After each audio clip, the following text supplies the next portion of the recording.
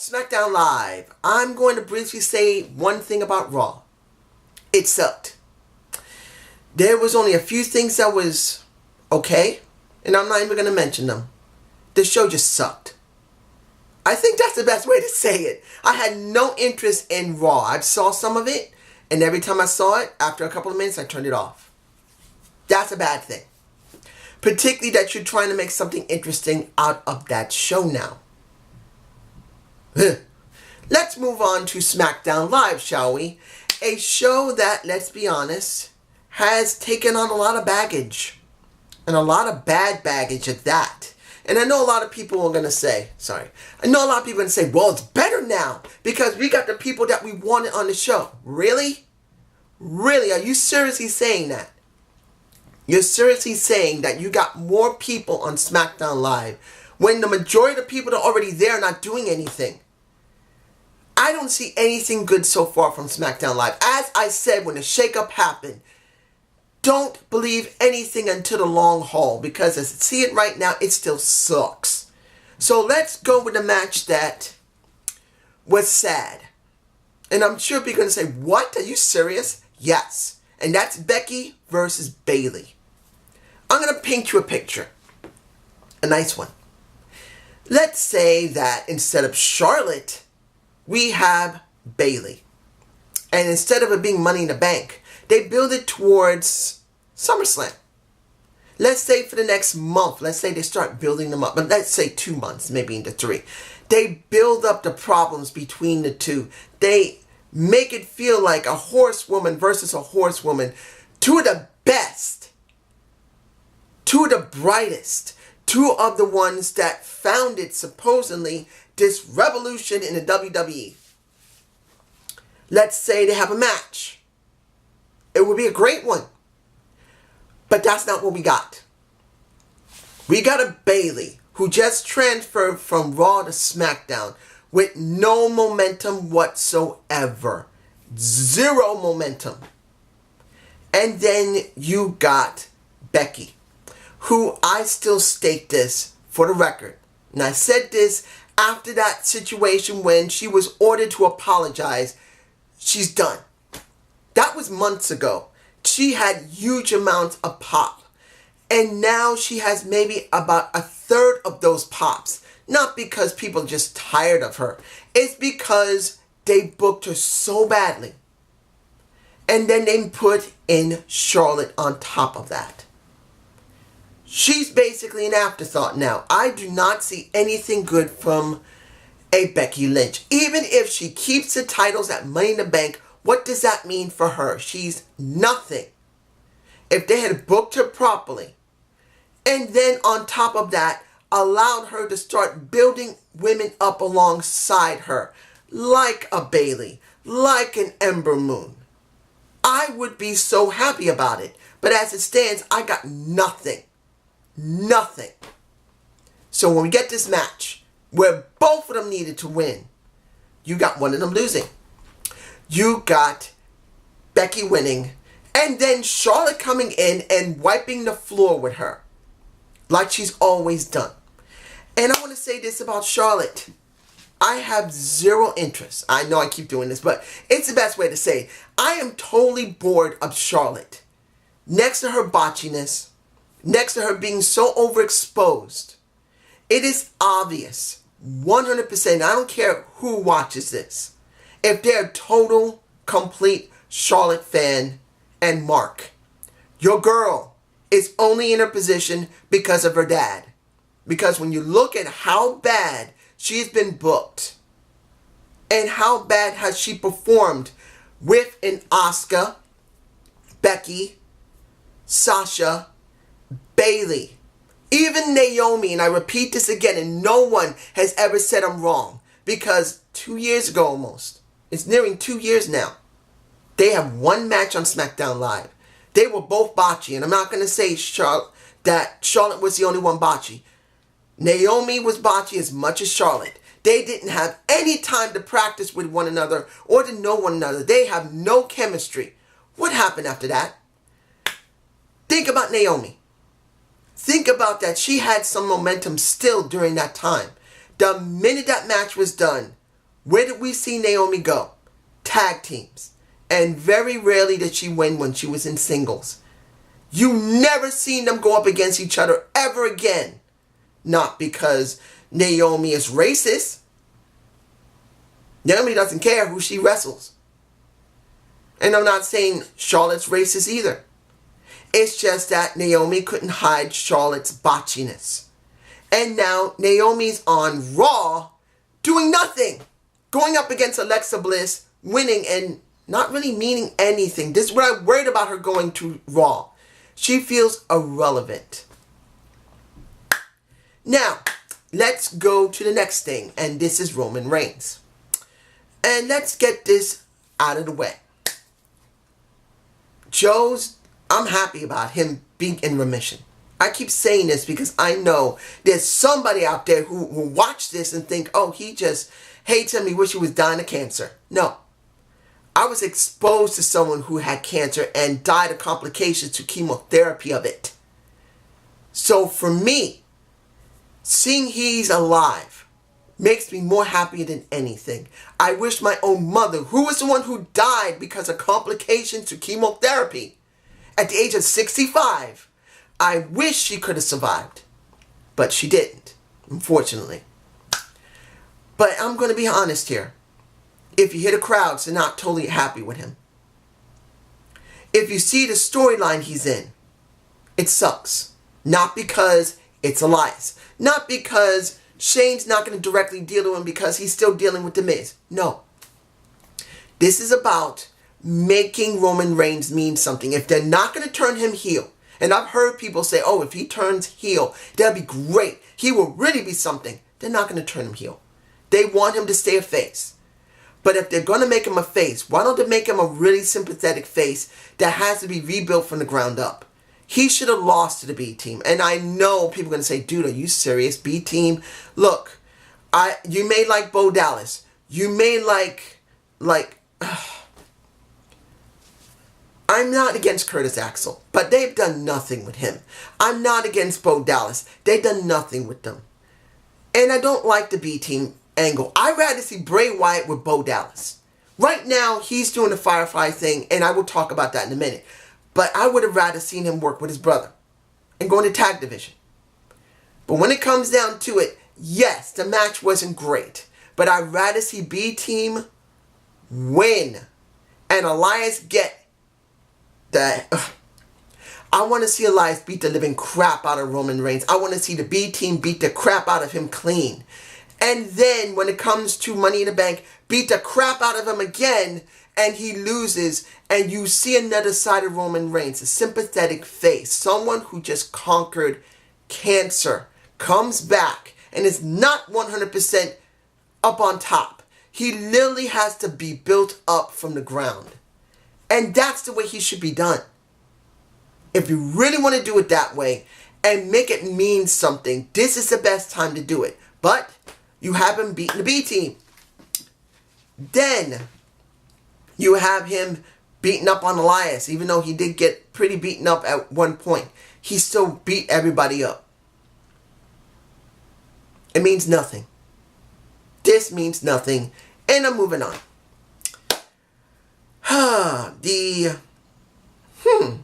Asuka and Kylie Sane versus the Jobbers and the Iconics at ringside. Well, I take that, not ringside commentary. I think the reason I got them mixed up because it didn't matter. 100% didn't matter. You know why? Because the Iconics mean nothing. Nothing. What do they mean? I know people say, and I've heard JD, NYC 206, I believe. I keep forgetting his name. JD. Hey, if you saw me, dude, you good, man. You got my respect. You do your business well. But when it comes down to it, when he thinks they're total garbage, this is not about them being total garbage. I've said this before and I'll say it again. Bob Backlund had incredible skill but had no charisma whatsoever. And Vince McMahon found a way to make it work. You can take someone who's total shit, and even though they'll always stay shit, you can make them into something. You can book them in a way that makes them strong and hide their weaknesses. And when it comes to the titles, you got two women who should be managers and wrestling periodically, holding titles that should be on two other women who should be booked strongly, and they worked.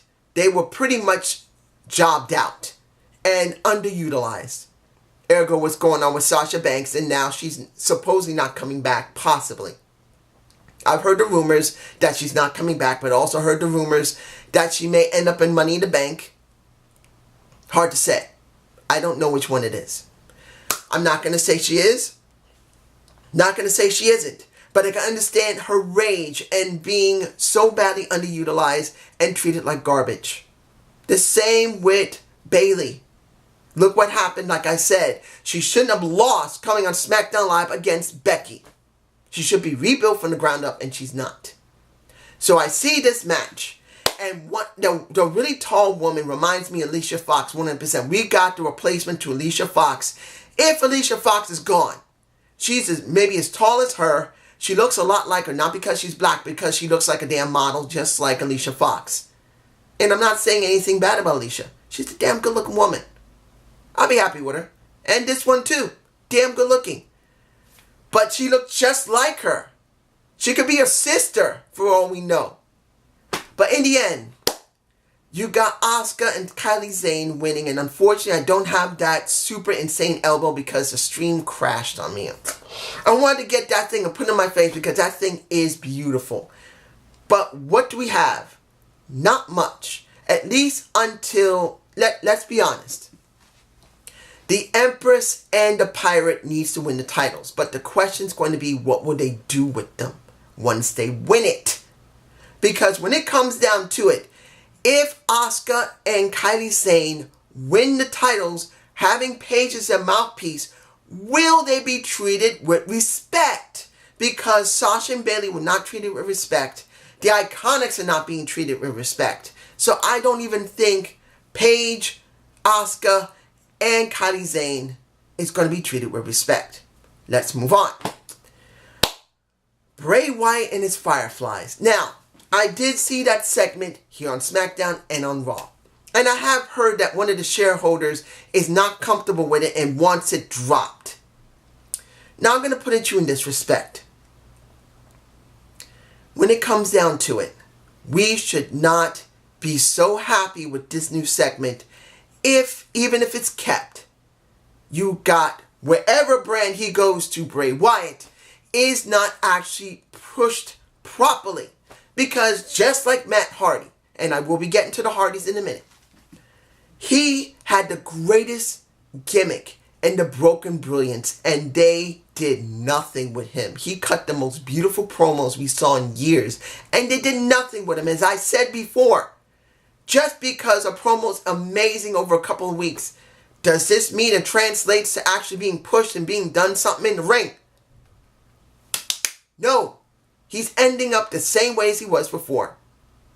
And I'm talking about Bray Wyatt, and I mean just jobbing his butt out eventually and looking like dirt. So let's go to the...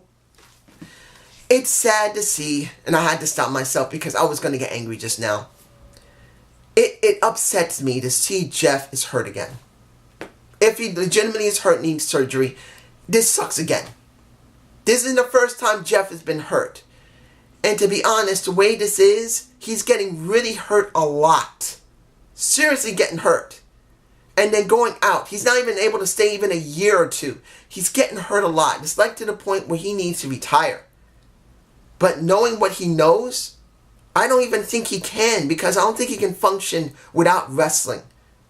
My guess, he needs to become someone who opens up a wrestling school and teaches the next generation. I think that's the best thing for him. Now, the reason I took so long with this is because the interview didn't last that long, because Jeff basically showed us why he got hurt.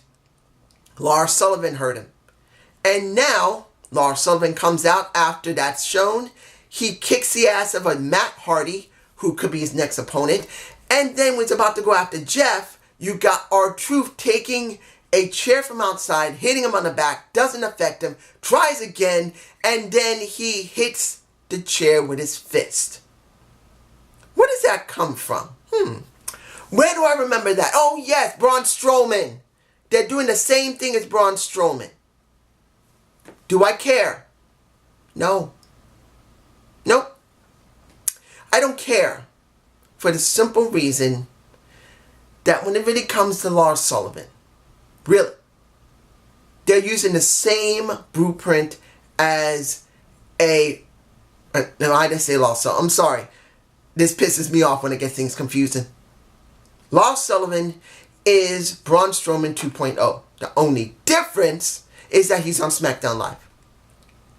Now, are we going to have these monsters face one another in the ring one day? Eventually. And one of them is going to be so screwed up because it's going to be so badly jobbed out, we're not going to care.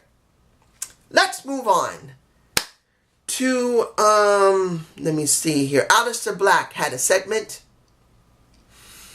I don't know how to feel about Aleister Black because I haven't seen his promos in so long I've forgotten. I did see his promos a couple of times and I felt they looked interesting. But here, dressed all in black and doing poetry in a sense, well, kind of reflecting that he's in a dark room, he does that. I don't remember the promos he did. I don't remember the backstage promos he did. So I can't say this is exactly the same way.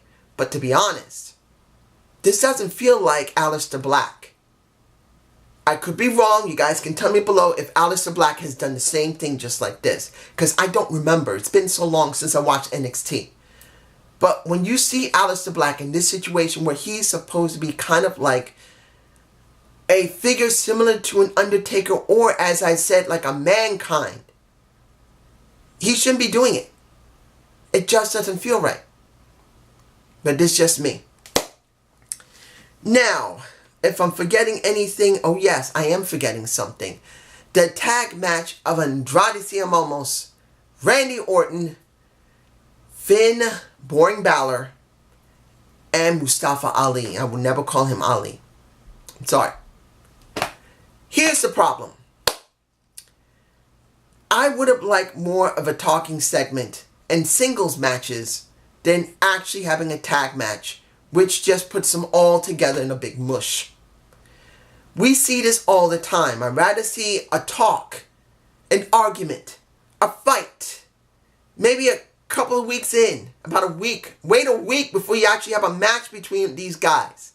You got 2 weeks. You couldn't set up 2 matches in 2 weeks before Money in the Bank. You had to put them all together. Boring. I know people are going to say the match was good. In many cases, it was good.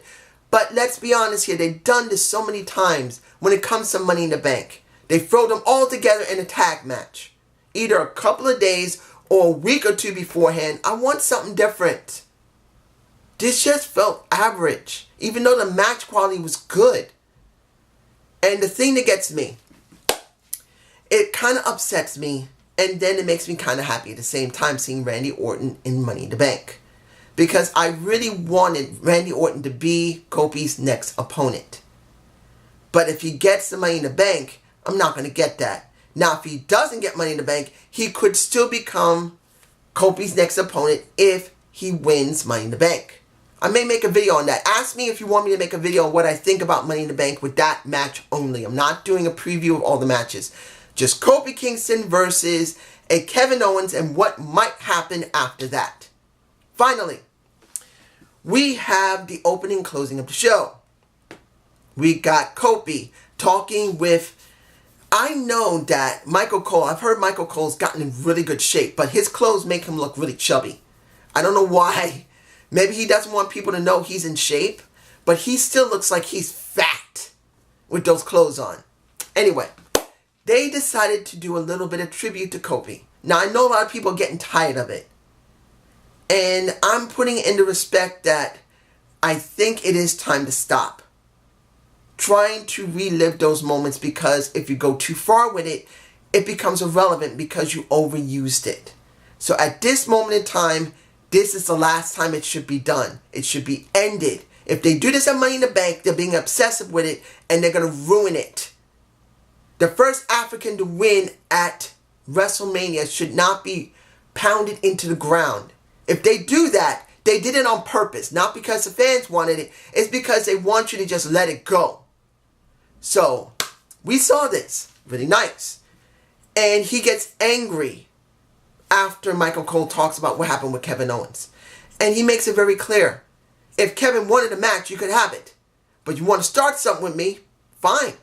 And then Kevin Owens comes out and pretty much says, Kofi, I can see you drowning. You're drowning, my friend. But I have a life preserver for you, and that's me. And doesn't say it in that respect, but that's where he's going. And then Xavier Woods comes out and tries to beat the crap. It does not work. He gets his butt kicked. And it's Kofi in the back that's telling Xavier, please don't do that again. You got a family. I can handle this. Do not do this. Now, this could mean something. This could mean that Kofi could go too far with it. And that might mean that, well, not Kofi. Xavier might be going too far with this. And maybe that might be the first true taste of Xavier Woods. And maybe when Biggie comes back, maybe. The first taste of maybe something else that's going to happen. I'm not saying they're breaking up. But it could be something extra. Then maybe they may turn heel, all of them. I don't know. But this could be an obsessive thing that can make you feel like they're going heel. Anyway, you got the Kevin Owens show at the end of the show with Xavier Woods. And then you see him talking about the same thing he said before, that Kofi is drowning. And then he decides, since he wants Xavier Woods to come out, he said, come on out. If you're injured or not, just come out. But Xavier doesn't come out. So he puts a stand-in in. It's in my face. He actually went there. Oh my gosh. And then he put the Biggie Langston, which is still in my face. And then he says, your boy is not going to get anywhere. He's drowning. Pretty much. But once Kofi comes out, no words, takes off the shirt, he runs to the ring and a fight happens, and you get the chicken shit heel bit of a Kevin Owens running. I would have rather seen Kevin Owens stand his ground, and then security comes out and refs come out to stop them from fighting. I know it's been done multiple times before, but in this situation, that is Kofi Kingston, which we've never seen him do that before. It actually would have been a better ending. I honestly think they should have just broke them up or let them keep fighting. I know Becky did that last night on Raw, but I think it would have been the better option because we've never seen Kofi do it. Now, how do I feel about this show? Wasn't that good. It was average at best. And then having Bayley job to Becky was dumb. I'm sorry, it just was.